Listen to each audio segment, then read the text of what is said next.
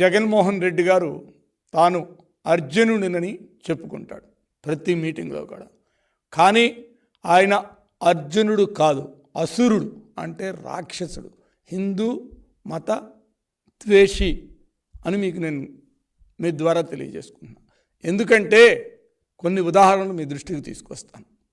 మొన్న రమణ దీక్షితులు గారు టీటీడీలో కైంకర్యాలు సక్రమంగా జరగట్లేదు అని ఒక స్టేట్మెంట్ ఒకటి ఇచ్చారు, వీడియో ఇస్తే వెంటనే ఆయన మీద ఒక పోలీస్ కేసు పెట్టడం జరిగింది.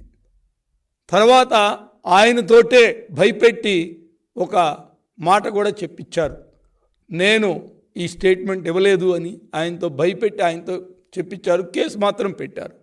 అయ్యా, ఒక్కసారి మీరు గతాన్ని గుర్తు చేసుకోండి. ఆ రోజున నారా చంద్రబాబు నాయుడు గారు ముఖ్యమంత్రిగా ఉన్నప్పుడు ఆయన ఇంట్లో మంచం కింద పింక్ డైమండ్ నుంచి ఉంది అని చెప్పి ఆరోపణ చేసిన రమణ దీక్షితులు కాదా అని మీ ద్వారా నేను అడుగుతున్నా. ఆ రోజున చంద్రబాబు నాయుడు గారు ఏ రోజు కూడా ఒక్క కేసు కూడా ఆయన మీద పెట్టలేదు.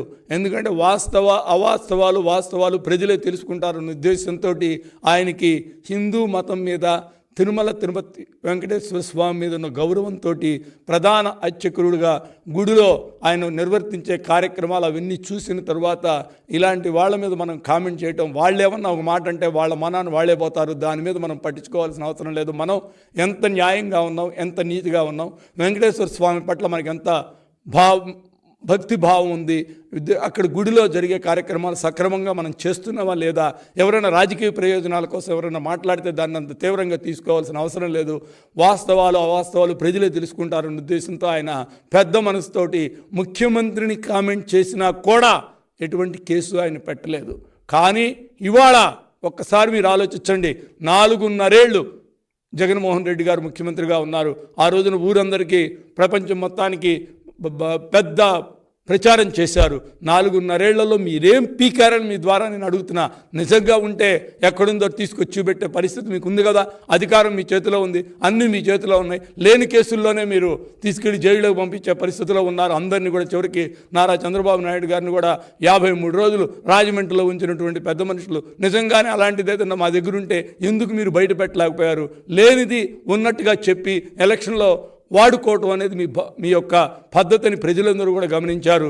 అలాంటి రమణ దీక్షితులు గారు అంత మాట అన్నా కూడా చంద్రబాబు నాయుడు గారు పెద్ద మనసుతో వదిలేస్తే నేను హిందూ మతం మీద విశ్వాసం ఉండే వాళ్ళకి, హిందూ మతం మీద గౌరవం ఉండే వాళ్ళకి, తిరుమల తిరుపతి వెంకటేశ్వర స్వామి భక్తులకి మీ ద్వారా నేను ఒక విన్నపం చేసుకుంటున్నా. ఒక్కసారి ఈ తేడాన్ని మీరే గమనించండి.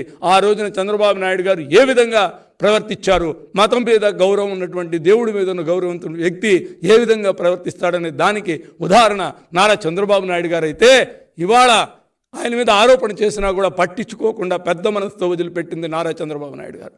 కానీ ఇవాళ ఈ రమణ దీక్షితులు గారు అన్నారో లేదో అనేది తెలియకుండా నేను ఆయన మీద ఒక కేసు పెట్టి ఆయన అన్నాడని మేమంటే తర్వాత ఆయనతోటి లేదని చెప్పించినటువంటి ఘనత ఈ ప్రభుత్వానిది.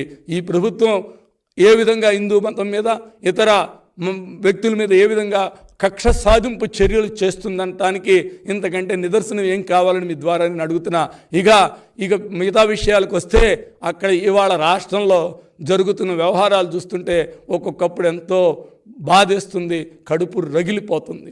ఎందుకంటే మొన్న శ్రీశైలంలో మనం చూసాం. శ్రీశైలంలో ప్రసాదం, అమ్మవారి ప్రసాదం అంటే ఏంటండి, ఎంతో బాధ్యతగా మనం భావిస్తాం. భక్తితో ఆ ప్రసాదాన్ని కళ్ళకద్దుకొని, అమ్మవారి ప్రసాదం అంటే దాని అర్థం ఏంటంటే దేవుడి ముందు పెట్టిన తర్వాత దేవుడు ఆ కళ్ళతో చూసిన తర్వాత దాన్ని మనం తింటే మనకి మంచి జరుగుతుంది, దేవుడే దాన్ని తిన్నట్టుగా భావించి మనం చేస్తాం. అలాంటి ప్రసాదంలో మన ఎముకలు రావటం చూసాం శ్రీశైలంలో. ఇలా చెప్పుకుంటూ పోతే ఒకటా రెండా తిరుపతిలో జరిగే వ్యవహారాలు ఇవాళకి కూడా మొత్తం దోచేసే కార్యక్రమమే. మీకు ఇవాళ అక్కడ జరిగే తిరుమల తిరుపతి దేవస్థానం ఆస్తుల మీద, మాన్సస్ ట్రస్ట్ మీద ఆస్తుల మీద ఉన్నటువంటి శ్రద్ధ ఇతర కార్యక్రమాల మీద ఉందా అని మీ ద్వారా నేను అడుగుతున్నా. మతం మీద విశ్వాసం లేని వాళ్ళని తీసుకొచ్చి టీటీడీలో పెడతారు. టీటీడీలో ఇవాళ కరుణాకర్ రెడ్డి గారిని 10 సార్లు అడిగాం, అయ్యా మీకు హిందూ మతం మీద నమ్మకం ఉందా, మీరు హిందువేనా, మీరు క్రిస్టియన్ కాదా అని అడిగితే ఏ విషయం ఆయన చెప్పరు, దాని గురించి పట్టించుకోరు. నల్లరాయి అన్నది నువ్వు వాస్తవం కాదా అని అడిగితే దాని గురించి మాట్లాడరు. ఇలాంటి వ్యక్తుల్ని నువ్వు టీటీడీలో పెట్టి ఏం సాధిస్తున్నావు, ఎక్కడికి తీసుకెళ్తున్నారని మీ ద్వారా అడుగుతున్నా. టీటీడీని ఒక లాబియింగ్ సంస్థగా మార్చారు. మీకు అవసరం ఉన్నటువంటి అధికారుల దగ్గరికి టీటీడీ ఈఓ గారిని, ప్రధాన పూజారుల్ని, అదేవిధంగా టీటీడీ చైర్మన్ పోయి మాట్లాడే పరిస్థితి. మీకు ఏదైనా కావాలంటే ఇక్కడికి వాళ్ళని పిలిపించి దర్శనాలు చేయించే పరిస్థితి. ఈ రాష్ట్రంలో, ఈ దేశంలో ఎప్పుడైనా ఇలాంటివి జరిగిందా? నేను మీ ద్వారా ఇంకోటి అడుగుతున్నా. ఈ దేశంలో జగన్మోహన్ రెడ్డి అధికారంలోకి వచ్చిన తరువాత జరిగినటువంటి, దేశంలో ఎక్కడా జరిగినటువంటి దాడులు దేవాలయాల మీద ఈ రాష్ట్రంలో 4.5 ఏళ్లలో జరిగింది వాస్తవమా కాదా అని నేను అడుగుతున్నా. అదేవిధంగా ఏమాత్రం కూడా నీకు హిందూ మతం మీద గౌరవం లేదు, హిందూ మతాన్ని కాపాడాలన్న ఆలోచన లేదు. నీకు ఈ 4.5 ఏళ్లలో అక్కడ రాముల వారి, నెల్లిమర్రి దగ్గర ఉన్నటువంటి రాముల వారి గుడి దగ్గర నుంచి వస్తే ఇవాళ అంతర్వేది, అదేవిధంగా నీకు మన కనకదుర్గ అమ్మవారి గుళ్ళో ఉన్నటువంటి వెండి సింహాలు, ఇలాంటి చెప్పుకుంటూ పోతే 1, 2 ఇవాళ దాకా ఏం చేశారు? ఒక్కళ్ళ మీద మీరు కేసు పెట్టారని మీ ద్వారా నేను అడుగుతున్నా. ఈ ప్రభుత్వానికి హిందూ మతం మీద గౌరవం ఉందా అని నేను అడుగుతున్నా. ఒక్కసారి మీరు ఆలోచించండి.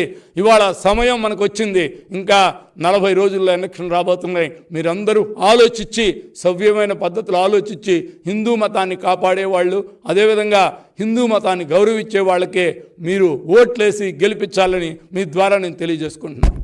నమస్కారం.